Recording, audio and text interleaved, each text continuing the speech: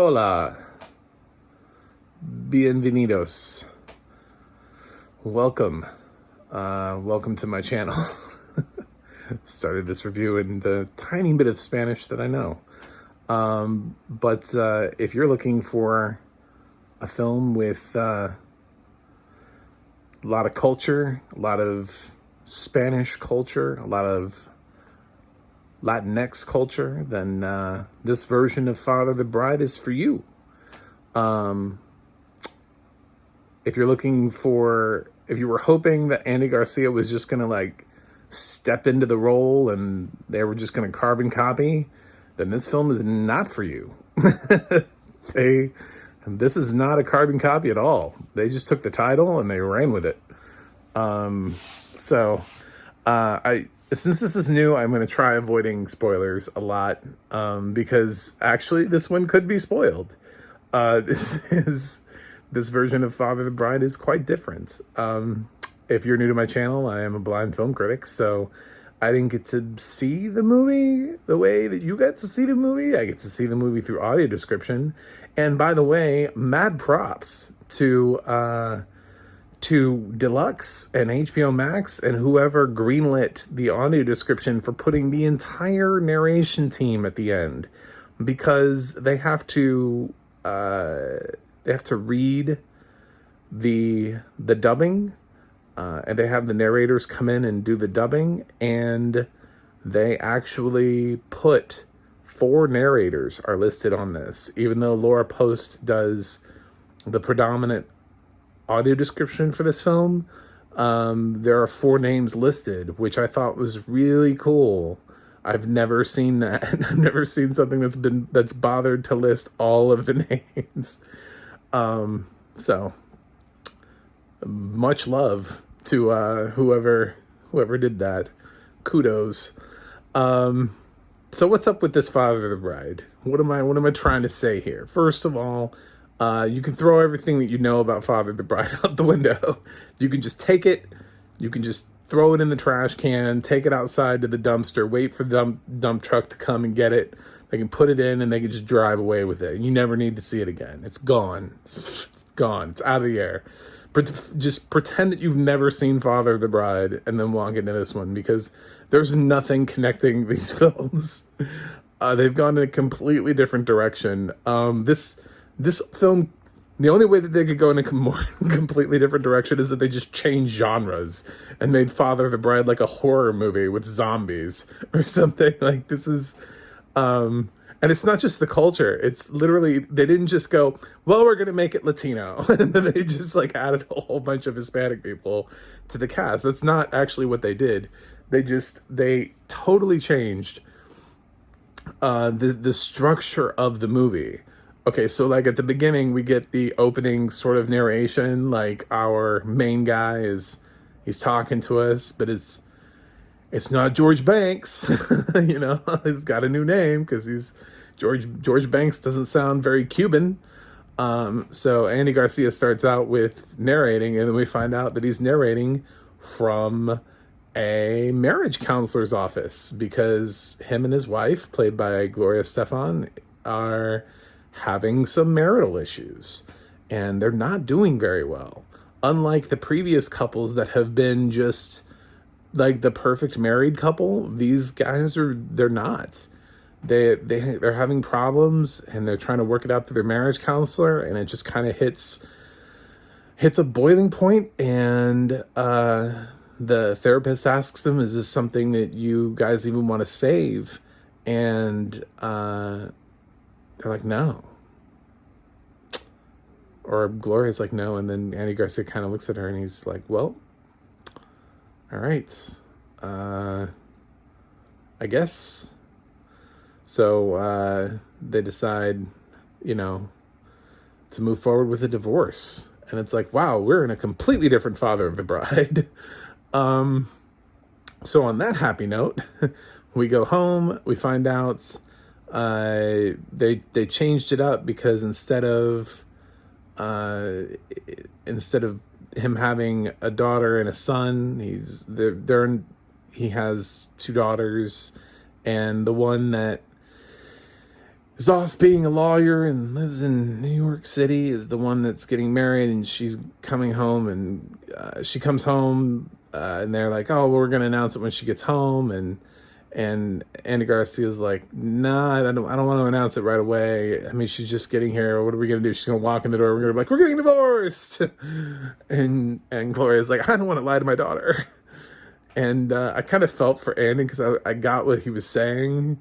I was like, first of all, you guys just decided this. It's not like this whole like lying to people thing. It's like, has it even been like 24 hours? But instead, because through sort of like a dragging out of things, the daughter ends up announcing that she's getting married to a person that worked in her building, and they have fallen in love, and she saw him and didn't even realize he worked in the same building, and then they ran into each other again, and she was so happy because like the first time she saw him, she wanted to. It's like it totally gender flips everything. Like she's the one who ended up proposing. It plays with Latinx cultures, how if you've ever been around or are Hispanic, Latino, then you'll know that people always seem to have opinions about where you've come from as opposed to where they've come from and where that is in the hierarchy of things. So because the fiance is from Mexico, there's that Cuban-Mexican dynamic that is added into this when his parents come into play, and his dad is stupid rich and comes in on a yacht, so with his young new wife, because that dude's parents are already divorced, and so they just decide to kind of, Garcia and Stefan decide not to say something about the divorce and ruin the mood of the impending wedding. So that's kind of where we're going with this. I'll say that there are interesting things that continue to sort of evolve with side characters. There's a big family here. The other Father of the Brides have tried to really limit the amount of characters. This one does not do that. This one opens it up. It feels like a big, happy family at times, with enveloping and, the other daughter that they have, she's got a lot of her own stuff going on and her own story arc. And there's so much that happens in this film. And it's so amazing how different it is. And I loved how culturally representative it was and all the little things they threw in. But I also loved that they basically made a film that they knew that this was like the second time remaking this film from the original 1950. It had already been done once with Steve Martin. So why would they just go and just make another one where they just plop Latinos into it? Like, nobody wants to see that. Nobody just wants to see the diversified cast version of a film that's already been made. They wanted to actually do something different with it. So they did. They completely threw out the story. They moved the cast. They're now in Florida. They moved everybody around. It's an entirely different career. He's got a different job. They're all doing different things. It's such a cool, I liked it. The only thing that I didn't like was that I feel like this went back toward the original, where the original played it more straightforward, more like a drama than a comedy. The Steve Martin's version is more of a comedy drama. Spencer Tracy's is obviously more of a drama comedy. This one is also more of a drama comedy because it has a lot of heavy issues and themes running through it. Sort of repetitive about, losing your daughter to a new guy, and also, his impending potential divorce, and him having all these feelings about, what is he supposed to do? Can he even fix it? Is it worth fixing? Will she let him fix it? I mean, like, there's all of these lingering things throughout the whole film, and it sits in it, and it doesn't give you easy answers. And the stuff in the film doesn't come with that magic fairy dust touch that so many so many films give these type of films. I was expecting sort of like a uh, we have the rights to this, so we're making it. We're just making this happen because we can. But I think they made a concerted effort here to actually tell a completely different story in their own very unique way. The question is whether or not you like it as much as the other versions. And I would say I liked it as much as I did the 1950s version with Spencer Tracy. There was a lot that I liked in that version too. It's just, for me, now that I've seen all the versions, the one that I like the most is the one that understood sort of the humor and the need to have a considerable amount of humor within the film. Plus, as much as this film tries to have its own thing going, there is something to be said for the insertion of Martin Short into the franchise and just how much life he breathes into the role, being such this outlandish wedding planner. And there isn't really a character like that in this film, because this film, like I said, is playing it pretty straight. It didn't take a character and bring in some outlandish nonsense with them like we got with Franck in the 1991 Father of the Bride. So in the grand scheme of things, even though I enjoyed this, it's not going to beat the Martin version for me in terms of what I need from this film. But I did think it was a great attempt at bringing something new to the table, and I think it did it. I wonder how people will receive this, because I think there was a preconceived notion that it was just going to be a lot of the same thing, and it very much wasn't. Like I said, the audio description is great. There's a lot of, I think for I don't know how many Latinx viewers I actually have, but I think for those of you who are, I think you'll enjoy the fact that a lot of this is in Spanish, Espanol. It's a lot of, I would say, a quarter of the dialogue, probably. They have conversations about why they talk in English, and they address it, and they talk about how when they came here, they had to learn English, and then it was hard because they were trying to keep up the Spanish and keep it from dying, and all that kind of thing. And they kind of go into a conversation about why they're talking in English when everybody there talks in Spanish. And it's an interesting conversation to have. But they still do, a lot of it is in Spanish. And some characters obviously speak it better than others. This was a very interesting film, and I'm really glad I watched it.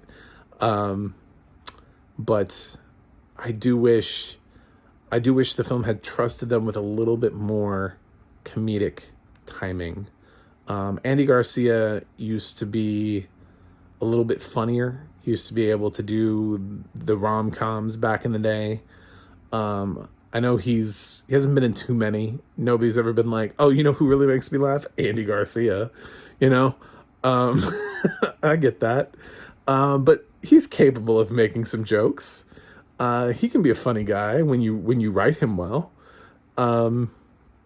So we could have done a little bit more with this film, with this character, or at the very least tried to find like a Martin Short equivalent to kind of lighten the mood, because at times this was a little too serious. I thought for what it was trying to do. So all that in mind, like I said, for me, it's about where the 1951 was. I thought it was really good. I think it's a great entry, and I totally recommend it. I don't know if it'll go down in history as being a classic. It's not going to be my favorite film of the year, But I mean, we have to watch films throughout the year, and people are always asking, what movies do you recommend? And I would recommend this. 20 years from now, I don't know if I'm going to say, what was the best movie of 2022? Oh, Father of the Bride with Andy Garcia. I just don't think that's going to happen. And I was surprised that the other Father of the Bride with Spencer Tracy was a Best Picture nominee. So, it's kind of how I feel the same way. So I'm going to give Father of the Bride 2022, the Andy Garcia version, a B+. Yep. So I've given a couple films in this franchise a B+. Everything except the Steve Martin 1991 version. So it's actually been pretty consistent. This is a consistent franchise. You can't really go wrong with any of the films in the franchise. It just depends on what kind of Father of the Bride you want. They all have different flavors to them. And this one absolutely did something completely different. So I say check it out. I hope it's for you. It was great to see Andy Garcia back in a leading role in a film. And Gloria Estefan is a good actress. I don't know why she doesn't act more. So it's a nice film. Let me know what you think in the comments. Check out my website, macthemovieguy.com. Don't forget to throw me a like and a subscribe. And you can go to the audio description project and find out what has audio description where. This is on HBO Max. It's an HBO Max original. It was never released into theaters, so I don't think we're going to see Oscar consideration for this one. And you can head over to theadna.org and find out who did audio description for what films, like the 4 people on this one. So that's going to be it from me, and I've made it through all the Father of the Brides. So on to the next franchise. I can't believe this is a franchise, but I guess it is now. So